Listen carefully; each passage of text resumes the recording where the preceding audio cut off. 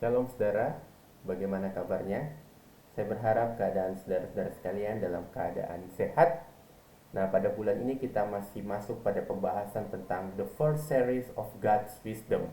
Dan minggu ini kita akan merenungkan tentang The Order of God and the Brokenness of the World. Kita percaya bahwa Tuhan menciptakan segala sesuatu, dan segala sesuatu yang Tuhan ciptakan itu ada pola keteraturan.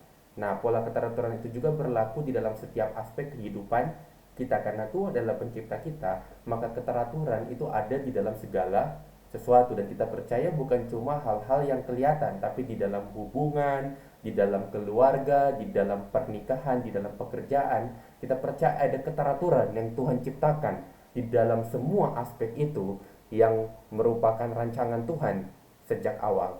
Nah, suatu kebijaksanaan jika kita mengenali pola tatanan ciptaan Tuhan, baik secara fisik, secara moral, maupun secara spiritual, dan hidup sesuai dengan tatanan keteraturan Tuhan. Jadi memang adalah suatu kebijaksanaan, dan saya menilai suatu hikmat jikalau kita mengikuti apa yang menjadi maksud Tuhan, apa yang menjadi keteraturan yang sudah Tuhan ciptakan. Tetapi kita tahu bersama ketika kita membaca kitab Kejadian, terutama di dalam Kejadian 3, kita menemukan ada sebuah kisah di mana pola keteraturan itu telah mengalami kerusakan, yaitu ketika Adam dan Hawa itu jatuh ke dalam dosa. Ketika Adam dan Hawa jatuh ke dalam dosa, kita menemukan bahwa dosa masuk ke dalam seluruh dunia. Sakit penyakit, penderitaan, kematian itu menimpa manusia karena dosa yang masuk ke dalam dunia. Awalnya yang Tuhan ciptakan semuanya dengan begitu indah dan begitu teratur menjadi rusak karena konsekuensi dari dosa. Bukan berarti Tuhan itu menghukum kita ketika dosa itu masuk ke dalam dunia, tetapi kita melihat bahwa sebenarnya kita keluar dari tanda kutip habitatnya kita. Kita keluar dari habitatnya kita, sehingga kita tidak bisa hidup sesuai dengan kehendak Tuhan. Kita berada bukan di dalam hadirat Tuhan, tetapi kita berada di luar hadirat Tuhan, sehingga kita pun menjadi tidak teratur, sehingga kita pun tidak mengerti apa yang menjadi keteraturan Tuhan itu di dalam kehidupan kita. Nah, untuk mendalami bagian ini saya mengajak kita untuk membuka di dalam Amsal pasal 5 ayat 16 sampai dengan ayat yang ke-23. Saya akan bacakan untuk saudara-saudara sekalian. Patutkah mata airmu meluap keluar seperti batang-batang air ke lapangan-lapangan? Biarlah itu menjadi kepunyaanmu sendiri, jangan juga menjadi kepunyaan orang lain. Diberkatilah kiranya sendangmu, bersukacitalah dengan istri masa mudamu, rusa yang manis, kijang yang jelita. Biarlah buah dadanya selalu memuaskan engkau, dan engkau senantiasa berahi karena cintanya. Hai anakku, mengapa engkau berahi akan perempuan jalang dan mendekap dada perempuan asing? Karena segala jalan orang terbuka di depan mata Tuhan, dan segala langkah orang diawasinya. Orang fasik tertangkap dalam kejahatannya dan terjelat dalam tali dosanya sendiri. Ia mati karena tidak menerima didikan, dan karena kebodohannya yang besar ia tersesat.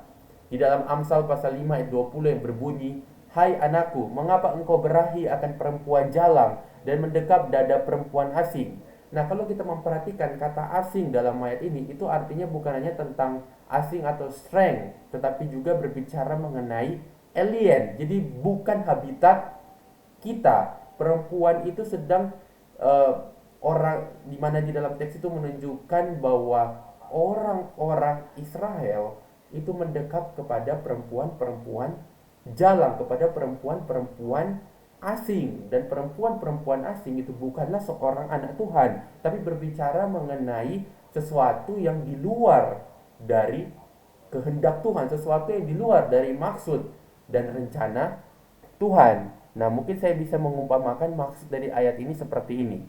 Misalnya, ada ikan-ikan tertentu itu yang bisa hidup hanya di dalam suatu habitat tertentu di laut.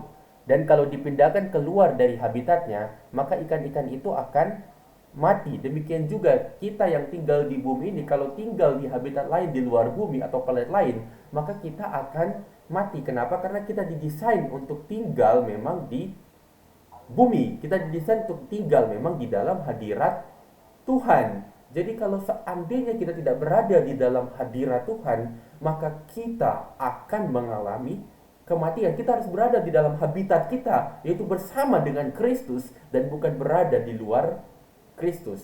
Semua ciptaan Tuhan itu memiliki pola keteraturan di mana semuanya itu ada tempatnya, fungsinya, dan tatanannya. Dan pola keteraturan itu bukan hanya di alam, tetapi juga ada di dalam semua aspek ciptaan Tuhan yang tadi sudah saya sampaikan. Jadi kita percaya bahwa semuanya itu diatur oleh Tuhan. Dan kalau seandainya ada sesuatu yang membuat pola keteraturan ini tergeser, maka pasti ada konsekuensi logis dari hal tersebut. Nah, ketika kita berdosa di hadapan Tuhan, kita merusak pola keteraturan Tuhan di dalam hidup kita, maka ada konsekuensi logis yang akan kita terima. Bukan karena Tuhan ingin menghukum kita, bukan. Tetapi itu memang adalah sesuatu yang secara sistem itu terjadi. Ketika kita keluar dari hadirat Tuhan, maka kita pun merasa tidak nyaman. Ketika kita keluar dari hadirat Tuhan, maka kita pun cenderung menginginkan dosa. Kenapa? Karena itu adalah konsekuensi logis. Karena kita tidak berada di dalam Tuhan. Kita tidak berada di dalam desain yang Tuhan maksudkan di dalam Alkitab. Nah, jadi sangat jelas bahwa kalau kita tidak mengikuti pola keteraturan dari Tuhan, maka ada konsekuensi logis yang akan kita terima. Dan tidak ada jalan bagi kita untuk hidup di dalam pola keteraturan yang tepat. Kita harus mengetahui bahwa dosa itu begitu serius, sehingga kita tidak punya kesempatan untuk kembali kepada tatanan Tuhan yang awal. Kita tidak punya kesempatan untuk kembali kepada pola keteraturan Tuhan yang awal. Kenapa? Karena dosa adalah sesuatu yang tidak bisa kita selesaikan. Kita manusia yang sudah kotor oleh dosa, kita tidak mungkin bisa menyelamatkan diri kita sendiri. Mustahil bagi kita untuk bisa menyelamatkan diri kita sendiri. Kenapa? Karena kita sudah rusak. Kalaupun kita ingin menolong orang lain, kita yang rusak menolong orang yang rusak, sama-sama akan rusak. Harus yang kudus yang menolong yang rusak, sehingga yang rusak ini bisa tertolong. Nah, tetapi saya melihat ada pengharapan di dalam teks yang sudah kita baca, itu di dalam Amsal pasal 5 ayat 21 yang berbunyi, karena segala jalan orang terbuka di depan mata Tuhan, dan segala langkah orang diawasinya. Ini adalah sebuah bahasa penghakiman dari Alkitab. Dan Alkitab mengutip ayat ini berkali-kali, di mana salah satunya dikutip oleh penulis kitab Ibrani di dalam Perjanjian Baru.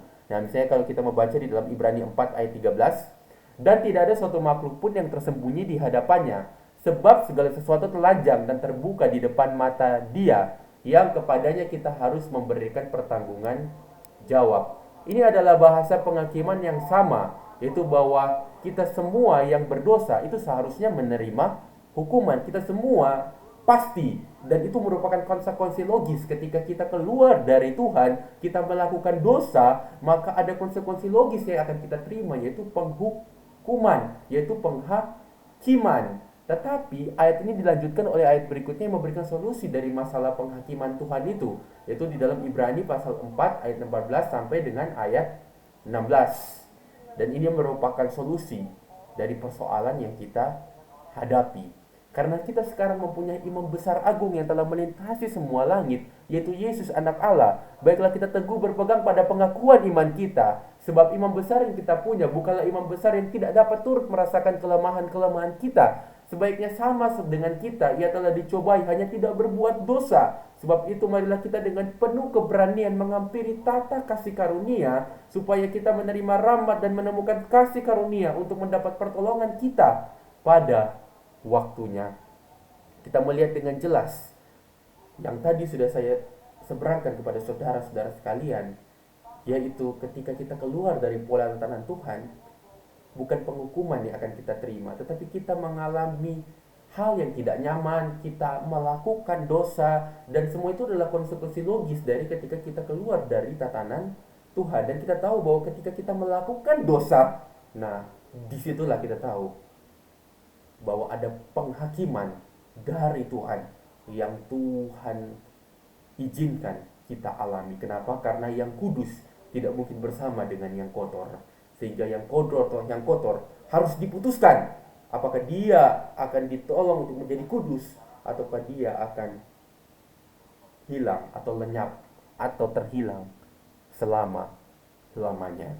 Nah, kita melihat bagaimana sang hakim agung itu, yaitu Tuhan itu sendiri, dia malah turun ke dalam dunia Dia mencari para pendakwa, dia mencari kita orang-orang yang bersalah, yang seharusnya dihukum, yang seharusnya menerima penghukuman Allah, tetapi dia mencari kita dan dia merangkul kita, menyelamatkan kita dan memastikan kita diselamatkan di dalam dia. Dan ketika dia menyelamatkan kita, kita melihat sebuah peristiwa yang begitu agung, di mana Allah yang suci itu rela menjadi manusia dan merasakan kelemahan-kelemahan kita hidup sebagai manusia. Dan di situ kita melihat bagaimana kasih Allah yang begitu luar biasa dalam kehidupan manusia, yang merangkul kita sehingga kita pun bisa menikmati anugerah surgawi. Kita pun bisa mengalami penebusan Kristus di dalam kehidupan kita. Kita melihat bahwa Tuhan turun dari surga bersolidaritas untuk merasakan kerusakan tatanan ciptaan Allah. Tuhan turun dari surga dan merengkuh kerapuan dan kelemahan kita sebagai manusia yang tidak bisa sempurna dalam menjalankan semua prinsipnya. Bahwa Sang Hakim Agung tidak datang untuk membawa penghakiman, tetapi Sang Hakim Agung justru datang untuk menjalani penghakiman, menggantikan kita yang semestinya dihakimi. Kita melihat yang mulia menjadi hina, yang kudus harus menanggung dosa, sang terang harus mengalami kegelapan, sang kehidupan harus menjalani kematian, sang damai harus menjalani ketakutan dan kengerian dari konsekuensi dosa. Sang kekal harus mengalami maut agar kita yang terdakwa dan yang melanggar hukum serta tidak dapat menghampiri Tuhan, maka sekarang diizinkan dengan penuh keberanian untuk menghampiri tata kasih karunia supaya kita menerima rahmat dan menemukan kasih karunia untuk mendapat pertolongan kita pada waktunya. Apa implikasi Injil dari pembelajaran kita pada hari ini?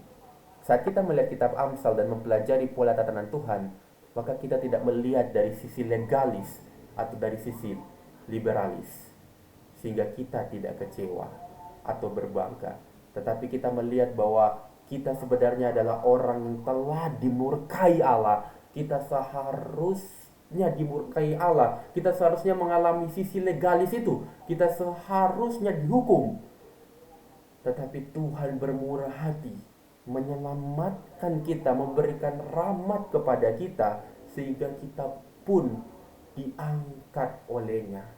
Nah, kita tahu bahwa Tuhan tidak terlalu legalis, tetapi Dia menunjukkan kasih karunia kepada kita. Dan kasih karunia itu bukan kasih karunia yang murahan, seperti yang dilihat oleh orang liberalis. Ketika mereka diselamatkan, mereka berpikir mereka bisa berbuat apa aja, mereka bisa sombong dan lain sebagainya. Tidak, tetapi kita berada di tengah-tengah. Kristus menempatkan kita di tengah-tengah untuk melihat bahwa ada murka yang harus kita terima, tetapi ada kasih karunia yang Tuhan sediakan bagi kita, sehingga kita tidak bisa sombong. Semuanya hanya karena anugerah yang Tuhan berikan di dalam kehidupan kita. Kiranya renungan ini menolong kita untuk kita melihat bahwa walaupun pola tatanan Tuhan telah dihancurkan, telah dirusak oleh dosa, tetapi Tuhan pun tetap memberikan solusi untuk umatnya. Amin.